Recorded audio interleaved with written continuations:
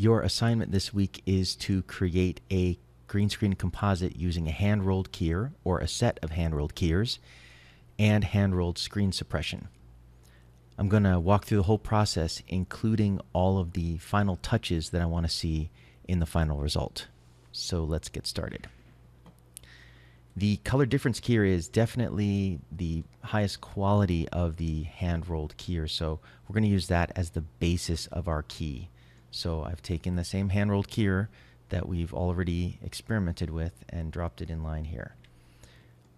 There's a couple strategies you can use to get a usable mat from your raw mat. You can either scale the mat after you've pulled it, or you can overdrive the inputs to increase the density of the mat. My preference is to use that technique. So I'm dropping a grade above it, and I'm just essentially turning up the overall gain to increase the difference between the channels. Now when you do this, you want to be careful, because especially in areas like this around his hair, you'll notice the screen's not perfectly evenly lit, and if we'd had a clean plate, we could have used that to maybe do some screen leveling. But without a clean plate, it's kind of tricky to actually improve the result by doing any kind of screen leveling. So we're kind of stuck with what we have here. So what we're going to do is we're only going to push this hard enough to just get his hair in here and get a decent mat around the guy on top here of the rocks. And then we'll touch up all these other imperfect areas in the mat using an outside mat. So that's about as good as we're going to get that there. Let's see what we can get with our 3D keyer. Maybe we can use our 3D keyer here in conjunction with this to create one of our other mats, just to have a different pathway. So I'm going to scale this mat using a grade node underneath, where all I do is adjust the alpha channel. So I'm just going to adjust this to only touch the alpha, and I'm going to scale it using the black point and white point. So I'm going to pick the black point. I want the whole screen to turn black because we're just going to use this as an out mat. So I'm holding down Control Shift Alt, so it's picking the color, the incoming color, not the output color. So now I'm picking black as the darkest. I picked the brightest part of the screen to redefine the black point as that point. And now for the foreground here, let's see if we can use the white point to do the same thing. I'm going to color pick the darkest part of this raw mat to lift everything up to white. There we go. So I'm holding down Control Shift Alt, trying to find the darkest part and picking it. This should pick the incoming mat. There we go. So that kind of did it really quick just by color picking it. It crushed the mat quite a bit, but we're going to be eroding and dilating this to create a quick out mat for this anyway. So that's okay. So let's or rather an in mat for this. So the fact that it got a little crushed isn't the end of the world. So here's the beauty mat, and here's the more crunchy mat. And it's definitely, we can't combine them in this state because it's going to harden up the edges quite a bit if we do that. So we'll shrink this ever so slightly before we do that. I'm going to use an erode blur to do that. So you see this gives us the ability to erode it while we blur. And unfortunately, got to clamp this. There we go. Just shrink him in just a tiny, tiny bit. And if we needed to, we could blur it a bit while we're here too. But let's combine them. So I'm going to max these two together. And I'm really only interested in maxing the alpha channels together, not the full RGB. Though in this case, yeah, since I'm adjusting the color here, let's make an alternate pipeline or pathway for our matte extraction. So I'm dropping down a dot by hitting period. And I just want to create a pathway. This is just going to be for our matte processing. Separate path here. And we'll do our beauty color stuff below it. So we're only going to really worry about looking at the alpha channels here. So here's my beauty mat, and here's maxing in my core mat, and unfortunately I didn't erode it in quite enough. There we go. Maybe blur it just a bit more. And you'll see that's doing a pretty good job of painting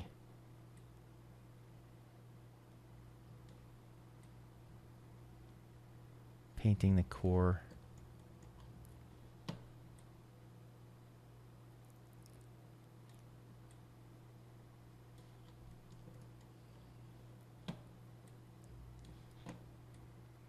Slamming the gamma down so I can see the edge of my mat.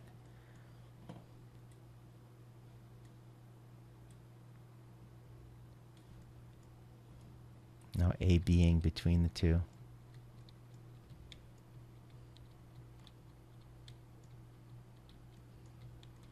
So rather than gaining up the raw mat of my beauty mat to fill the core, I'm using an in mat to do that. And now that we have a hard mat here too, let's use that as the basis for our outside mat. But first, let's adjust our raw mat, a version of our raw mat, to get these edges in. And we'll basically pull a separate key to create a key for these edges here. Let's see if we could use our 3D keyer for that. Now, it might seem like the keyers are multiplying fast here, but in a final production quality key, it's not uncommon at all to use a large number of keyers to do that. So I'm doing the same thing here. I'm viewing this node and I'm holding down Control-Alt-Shift to pick the color before the color modification. It wouldn't matter in this case because this doesn't modify the RGB, but so I'm picking the screen down here in hopes that that'll give me a more solid key, and it kind of is. It's giving me a raw mat that is more balanced to this area down here. So we'll do the same thing. I'm going to grade I'm just going to copy this one over to here, and I might have to reset the grades, but if I hold down, while I'm viewing here, if I hold down Control Shift Alt when I color pick, so I'm picking the black point to set this as my black point here for my screen. And I do the same thing for the white point here, which is I want to pick the darkest thing to redefine my white point. This is a pretty ratty mat. I don't know if this is going to do the job of what I was hoping to do here. So that strategy I don't think is great. I think we're probably better off using our color difference key to create a different color difference key, defining this edge here. Let's try gaining the mat up. Yeah, I think that's probably doing a slightly better job. And you see it's really stepped on the whole mat, but we're going to be bringing this in separately. If we wanted to, we could use the same core mat to fill this in. Let me think about this. We could, yeah.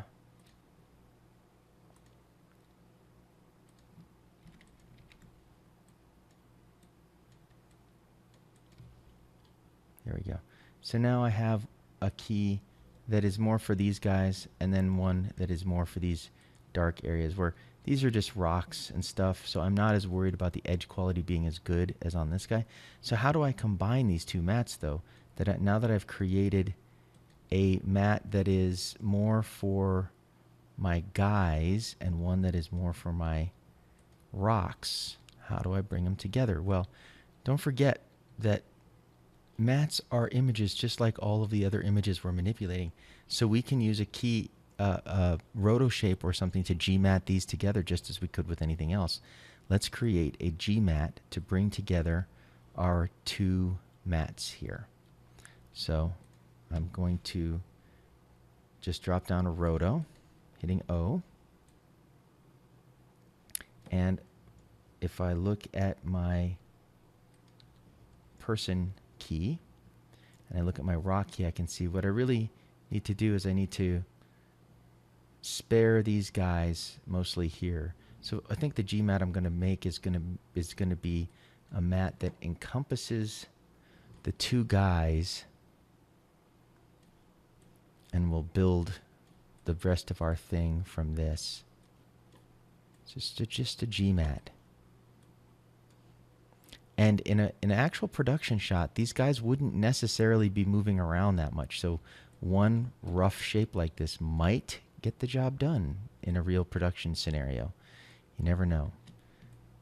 It's always worth trying. So I'm gonna soft blend the two together. And now all I'm gonna do is I'm gonna key mix my two mats together.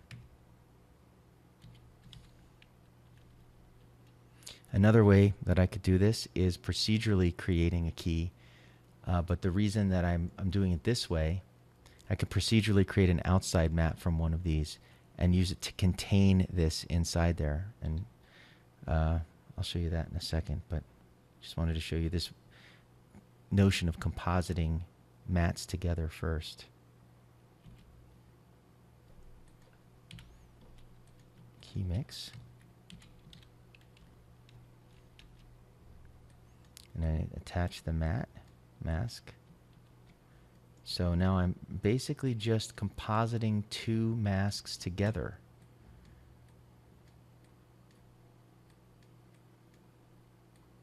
But I might be able to get away with doing this procedurally as well if we're crafty about it. So let's try our hand at that now too. I wanted to just show you this notion of bringing two mats together using another mat. But before we go on, let's try taking one of these hard mats, this one here, let's say, and we'll erode this out, and we'll use that as our mask instead. So I'm going to take this hard mat,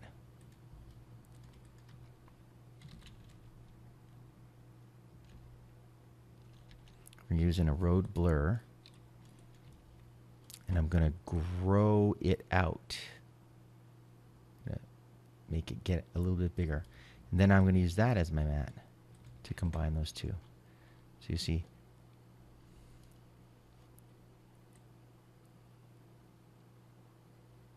this is what I was worried about getting from this result. So unfortunately, I'm still stuck with this whole thing. I have more surgical control actually with my roto shape to bring the two together. So there we have it. Quick. Compositing two mats together using another mat. Now that we have that, we can copy this into our beauty using copy. We'll bring in our screen suppression. And let's view that.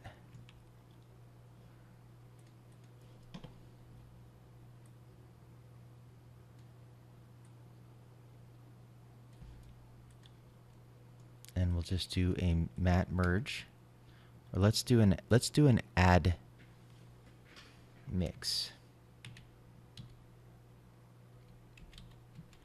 Might give us a little bit more control over the edges. We'll just tweak that later, but we'll leave it at the default settings for now.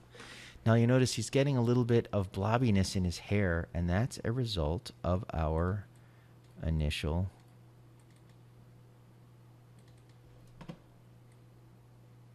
erode.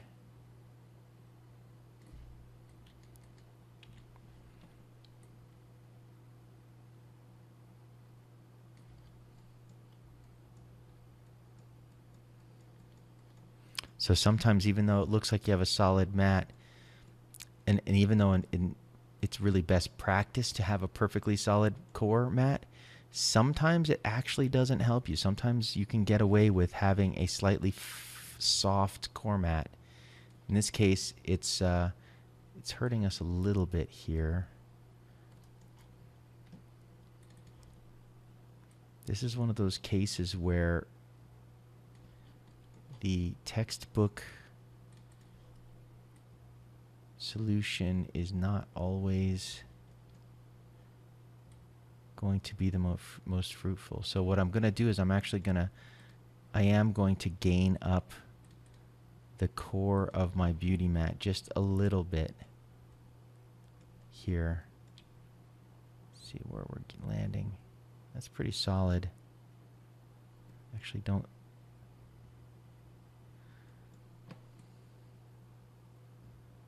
Just to bring up some of these just a little bit. So I'm dropping a grade here, and I'm only adjusting the alpha channel gain just a little bit. No, not that much.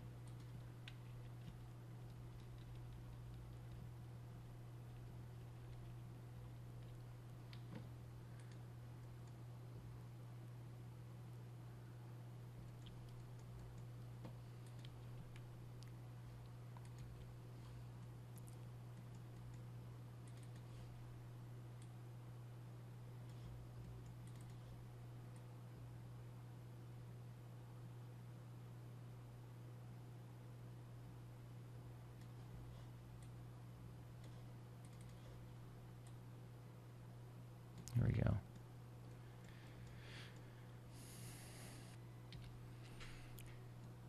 I think we almost have the key here done. We have a little bit of a bright edge here, and this is, I believe, an artifact in the original plate. Red, green, blue.